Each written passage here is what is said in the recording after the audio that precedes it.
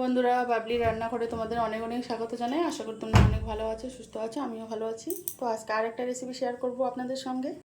আজকে আমি পেঁপে আলু দিয়ে রুই মাছের ঝোল করব।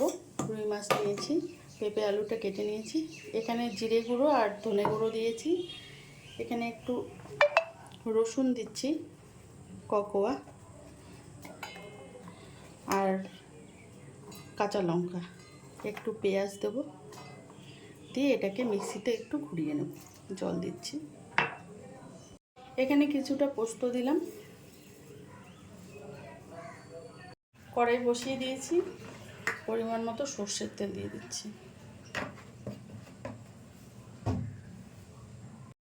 তেলটা গরম হয়ে গেছে, মাছটা দিয়ে দিচ্ছি।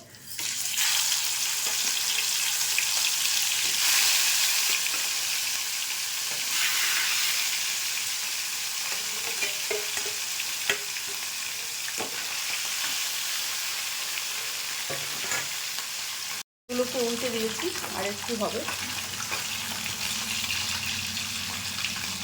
মাছটা ভাজা হয়ে গেছে, তুলে দিচ্ছি।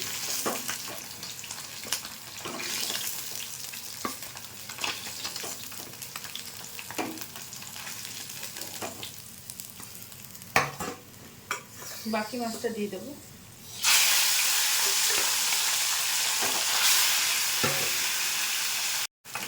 মাছটা ভাজা হয়ে গেছে, তুলে দিচ্ছি এটাকে।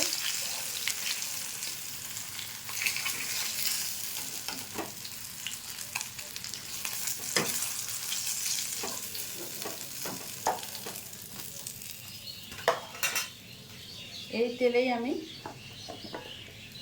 পেঁপেটা আর আলুটাকে ভেজে নেব।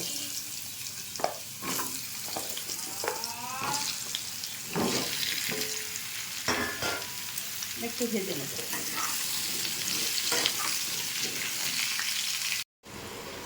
পেঁপে আলুটা ভাজা হয়ে গেছে, এবার তুলে নেব। বন্ধুরা, অন্য একটা কড়াইয়ে তেল বসিয়ে দিয়েছি, গোটা মশলা দিয়ে দিচ্ছি, পেঁয়াজ দিয়ে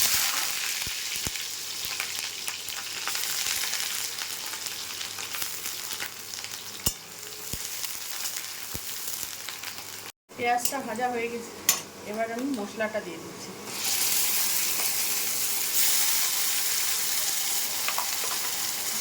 মশলাটা দিয়ে দিয়েছি, এবার রেড চিলি পাউডারটা দিয়ে দেবো, হলুদ গুঁড়ো দিয়ে দেবো পরিমাণ মতো,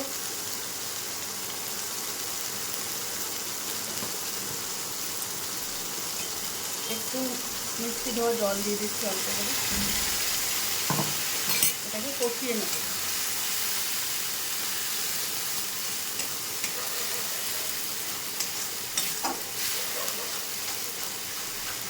মশলাটা কিন্তু কষানো হয়ে গেছে,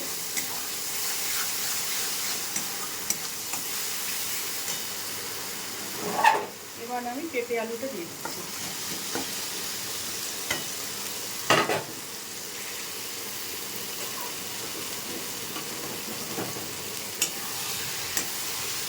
ভালো করে মিশিয়ে দেবো।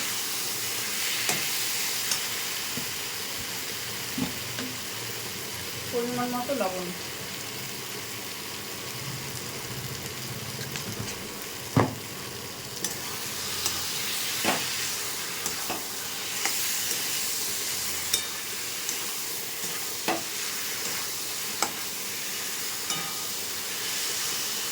একটু কষিয়ে নিয়েছি, একটু জল দিয়ে দেবো সেদ্ধ হওয়ার জন্য।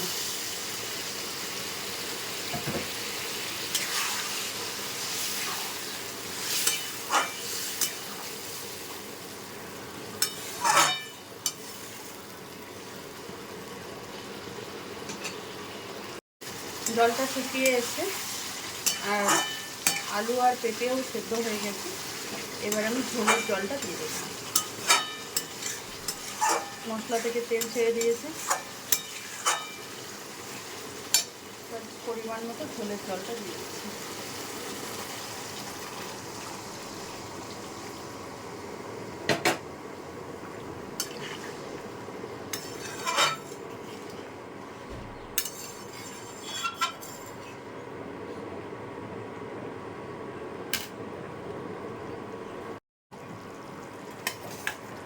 ঝোলটা ফুটতে শুরু করেছে, এবার মাছগুলো দিয়ে দেবো।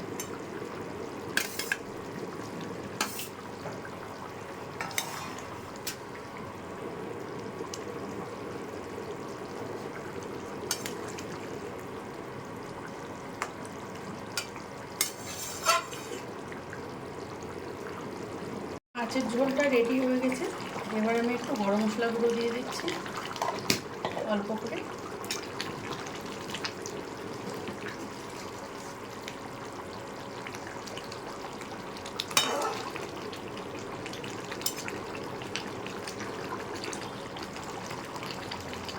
গ্যাসের ফ্লেমটা বন্ধ করে দেবো, নামিয়ে দেবো।